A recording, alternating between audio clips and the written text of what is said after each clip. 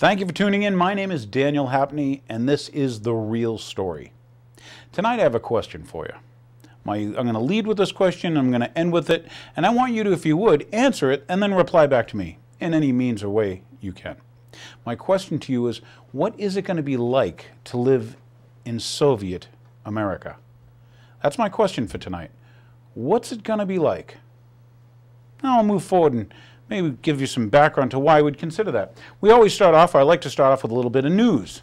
So some news for you, and I got this out of the Boston Globe, and this was on 6/5, so June 5th at 10:20 a.m. You probably remember when the government, took over the audio industry in regards to General Motors. Well, they were closing down plants or distribution centers, dealerships, and evidently, if you're connected, when I say connected, if you've paid money to people's campaigns or been their buddies for years, we can do some extra work for you. This in the country that had freedom, but now we have our government deciding what dealerships or what places are going to stay open. Yes, it was reported in the Globe that anyway, they contacted Barney Frank. Yeah, so if someone gives Barney Frank campaign contributions and then he decides in their favor and stuff, when I say decides, says Bill, but what really got me was the gangster government thing. So here's a little clip I want you to see. This is how some of the other Congress people thought and felt about our new government controls business thing. Because remember, they've been changing all the rules and laws. This new Obama guy, and it's not just Obama, just like Bush, same. But you watch what's happening. Here's a little clip for you. This is Michelle Bachman, and she's going to tell you a little bit about how this all rolled. I thank the gentleman from Missouri, and I'm very concerned again about these motor takeovers from the federal government. One thing that I'm very concerned about, a story came out today where there's been approximately 1,500 letters, I believe, that have gone out to GM dealerships. One story that came out today, there's a dealership that I know of that applied to their Democrat senator to appeal for help so that they could stay open. That senator was able to arrange a meeting between the dealer and the officials at GM. We all know GM is now government motors because it's owned by the American people. It's been nationalized. There's no private corporation the way we used to think of GM. Now the main stockholder is the American government. So this Democrat senator who was applied to for help was able to secure a meeting with General Motors and the car dealership, and they were able to get their dealership back. Well, that's great. That's wonderful. There's also another article I saw today where a constituent had contacted one of the representatives, a Democrat representative here in this chamber, Representative Barney Frank. Barney Frank was able to go and talk to the right people and get this dealership back open. Is that what we have come to in this country? That rather than a private business with a private contract with another private corporation, they're no longer able to work out their agreements because, as columnist Michael Barone has called, he said, now we've moved into the realm of gangster government. We have gangster government when the federal government has set up a new cartel, and private businesses now have to go begging with their hand out to their local, hopefully well politically connected congressman or their senator so they can buy a peace offering for that local business. Is that the kind of country we're going to have in the future? When I was on the phone today for over an hour with one of my local dealers, the very first thing out of her mouth was this. She said, this is the most un-American thing I have ever seen in my life. I can't believe that I lived to see the day that my country would come to this point where having my dealership for 90 years, I get a letter FedEx to me that tells me I have until Friday to sign this document to not only give up my company that was made worthless, worth $15 million, made worthless overnight. Now GM is demanding that she hand over her customer list, her service customer list to GM. Why? GM most likely will use those customer lists. They'll give it to her former competitors. What is she getting for this? What's her remuneration?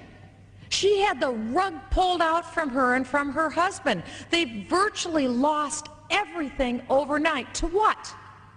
To what Michael Barone calls a gangster government. We need to call this for what this is, my colleague. We need to call this for what this is. Call it out. The American people need to get outraged and figure out that it could be them next. No business is safe when you see the administration appoint czars, car czars, wage czars. There's over 20 czars that have been appointed. And what do those czars do? They bypass the Congress. We're the people's elected representatives. We've been bypassed. We now have an imperial presidency where the president has appointed various czars, appointing directly to him, and now he's reaching into the confines of private businesses and overnight rendering them virtually worthless, unless they have a special tug, a political tie, to a local Democrat congressman. Is that what we've come to? So now you're learning that, as long as, like socialism, the government will take all your money, take all your stuff, take all your business, and you'll come on your hands and knees and hopefully slide them some money on the side, or maybe just be their buddy for years. Maybe they're the golfing buddy. Maybe your boyfriend was working for Fannie Mae or Freddie Mac. Did I say Barney Frank? So anyway, once again, is this the government you want for your children? They keep on scaring you into what? Into let the government take over everything. But that was the news anyway. Barney Frank, Boston Globe. Yep, if you call Barney, your business can stay open. But if you don't call Barney and you're not Barney's friend, I guess you can't. Is that the government you want for your children? Think about it, you Massachusetts residents, let alone all you residents of the United States. How about this one? This is news for the day, another clip for you. This is the Department of Defense has now told, and they're now of the belief that people who protest, that equals terrorism. In the United States of America, is that what you think? Is that what you want? Remember freedom of speech? It wasn't freedom of popular speech. But now your Defense Department says any protest within the United States, that equals terrorism. Is that right with you? Are you sure you're okay with that? Because, many times it takes protests to get good government. But now they're telling you the DOD's already spying on you. The Department of Defense is already, and the Army is already what? Following Americans, okay? The CIA is opening offices inside the country, when I say offices, at, major police and major cities. But now you've got the Department of Defense telling you that if you protest, you're a terrorist. Rather interesting, huh? What are they planning? We'll get into that as the show goes on. This one I really thought was interesting, and I want you to consider it. This is out of the New York Times. And this was on May 21st, 2009, okay? Obama is said to consider preventative detention plan. Did you hear that? Do you understand what that means? Isn't that what they do in the Soviet Union? Isn't that what Hitler did? Okay, but President Obama told human rights advocates at the White House on Wednesday that he was mulling the need for preventative detention. So when you think of those people in Gitmo, they were preventatively detained, okay? Once again, detention. It's been 7 years. They've been tortured. You know about the torture. Yeah, you're now in a country that torture's okay. It's on your television. It's okay, right? Jack Bauer does it on 24, that show. But torture's okay with you American people. It's not long before you and your family are recipients of the same type of treatment, because they must feel real good about people. But now, maybe we have to preventively detain you or your children. Okay, so anyway, yeah, we went over Barney Frank. I got a little bit of news. We'll follow up the news, and that is, do you see where the Pope, Ratzinger, was calling for world government? Did you see that? Now, remember, the Pope is visited by Kissinger, the war crimes guy, who's been in many, in many roles in our government as far as in the upper, worked for Rockefeller, okay? Kissinger, who helped the Nazis escape Germany through Project Paperclip. Kissinger, the guy who, should I go through all the Kissinger stuff?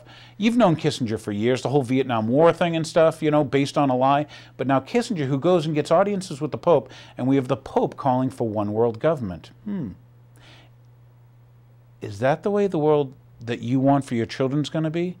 If you have a one world government, what happens when you get a Hitler in charge? Or a Stalin? Or a Mao? Or an Idi Amin? Or a Pol Pot? One world government. Once again, they're pushing for it. As the Bushes would say, a new world order. As Obama would say, new world order. Okay? As Clinton, go down through the list. They've all been telling you this is what they want. All these bankers, yeah, the Rockefellers, those royalty of Europe, like that British House, we'll get into it later. But once again, preemptive detainment, the Pope wants one world government, to protest is terrorism. Where have I heard all this before?